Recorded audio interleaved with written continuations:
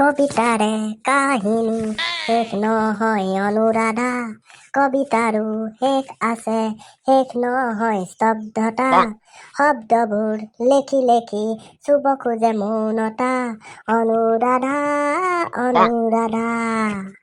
Wow this is শুনি ভাল লগা গান। অনুৰাধা অনুৰাধা। বৰ্তমান ইয়াত নাই ছাৰ। কোনে নাই বৰ্তমান ইয়াত? অনুৰাধা নাই, অনুৰাধা লণ্ডনত পঢ়িবলৈ গ'ল ছাৰ।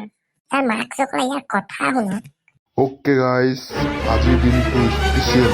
কি আছে কচোন তহঁতি?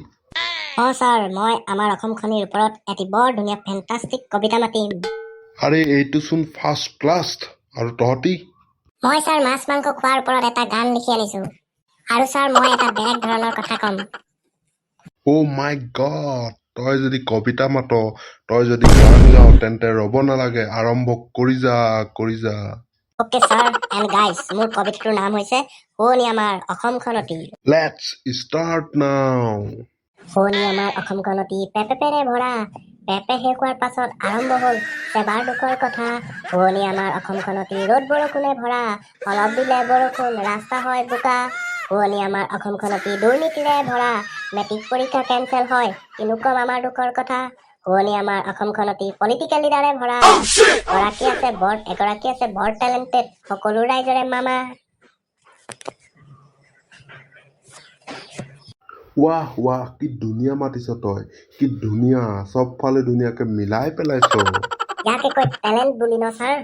হয় ছাৰ হয়, ই বৰ ধুনীয়াকৈ মাতি দিছে মাৰ্কছসকলে। হয়তো সুন্দৰ হৈছে, মধুৰ কবিতা। যি কি নহওক ভাল লাগিছে। এইবাৰ গানটো ষ্টাৰ্ট কৰ। অ'কে ছাৰ, প্ৰথমতে ছাৰ হাঁহিটো বন্ধ কৰি লওঁ। নাই তই হাঁহি থাকিলেই ভাল লাগে, হাঁহি থাক। তেনেহ'লে মাত অষ্ট্ৰেলিয়া, বৰ ভাল কথা। তেনেহ'লে ষ্টাৰ্ট কৰিছো মই দেই। কৰ ষ্টাৰ্ট কৰ। ঐ মাংস ভাজিছে পাকঘৰত, মাছ ভাজিছে কিচেনত, খাওঁ মোৰ লাগিছে অ জানমণি মাছ মাংসৰ ভিতৰত। ঘুনুঘানাকে দেখিছো মায়ো ওলাই গৈছে, মিচিক মাছকে শুনিছো বাহিৰতে কাঢ়িছে। ঐ জানমণি কেৰাহী লাগিব গিতিলিং, মাংস চুৰ কৰিম প্ৰতি পিচ মাংসতে কিমান যে সোৱাদ লাগিব। কি কম আৰু মাৰ্কছসকলে, এইডাল যে শাক ভাত মাছ মাংসৰ যে গায়ক, আমিতো একেবাৰে স্বীকৃতি দি দিম আৰু। গাই ইমান প্ৰশংসা নকৰিবি আকৌ, নাকটো একদম স্বৰ্গত লাগি যাওঁ হয়। হ'ব দে, তই সঁচাকৈ বহুত ভাল গান গাইছ। তেনেহ'লে ছাৰ মোৰ ফালৰ পৰা ধন্যবাদ থাকিল। ঠিক আছে, ৱেলকাম।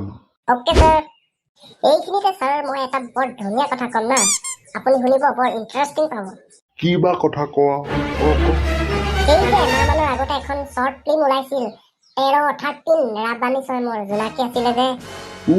সেই ধুনীয়া শ্বৰ্ট ফিল্মখনৰ কথা কৈছ? আচ্ছা, কচোন ক, সেই শ্বৰ্ট ফিল্মখন চাই তই কি বুজিলি? আপুনি মানে প্ৰশ্নটোকে ধৰিলেগে। এই বুজাইটো বুজিছে না? উৰুলি দিয়াহে। কি কলি? আইও মাৰ্কছসকলাই, উৰুলি দিব কৈছে। Yes sir, উৰুলি দিয়া। বিয়া সভা হ'ল, উৰুলি দিলে, খতম, বাই। ৰাম, কি যে কথা এটা মনত পৰিলে তোৰ। বাৰু গাইজ, সপোন আৰু জোনাকীৰ বিয়া হ'ল তৎক্ষণাত। উৰুলি দিয়া বুলি যে কয় গাঁৱৰ প্ৰধানজনে, সেই কথাটোকে কৈছে এইজনে। বুজি পাইছে ন?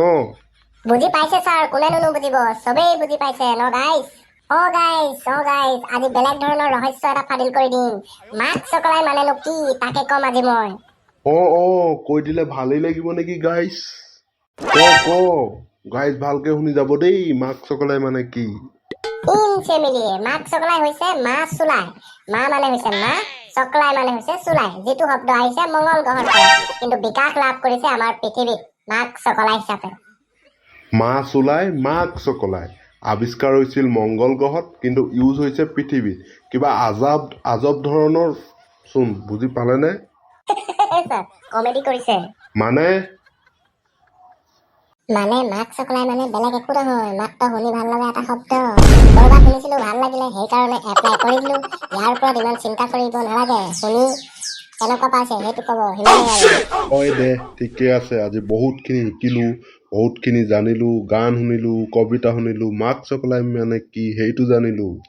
13 নামৰ শ্বৰ্ট ফিল্মখনৰ পৰা কি শিকিলো কিবা এটা উৰুলি দিয়া বুলিহে কয় বহুত শিকিলো বহুত ফাইনেলি ন ছাৰ হয় দে বোপাই ফাইনেলি একেবাৰে শেষত এতিয়া আমাৰ ই যে গাইছিল গানটো এবাৰ আকৌ শুনিম তাৰপিছত ছুটি দিম ক্লাছটো ছাৰ কিবা নীতি নিয়ম হৈছে নেকি আৰম্ভণিতে গানটো আকৌ সামৰণিত গাব দিছে যে বেলেগ তেনেকুৱা একো নহয় এনেই ভাল লাগে কিবা এটা গা অ'কে ছাৰ তেনেহ'লে আপোনাৰ অনুৰোধ ৰক্ষা কৰি মই আৰম্ভ কৰিছো কবিতাৰে কাহিনী শেষ নহয় অনুৰাধা কবিতাৰো শেষ আছে শেষ নহয় স্তব্ধতা শব্দবোৰ লেখি চুব খোজে মৌনতা অনুৰাধা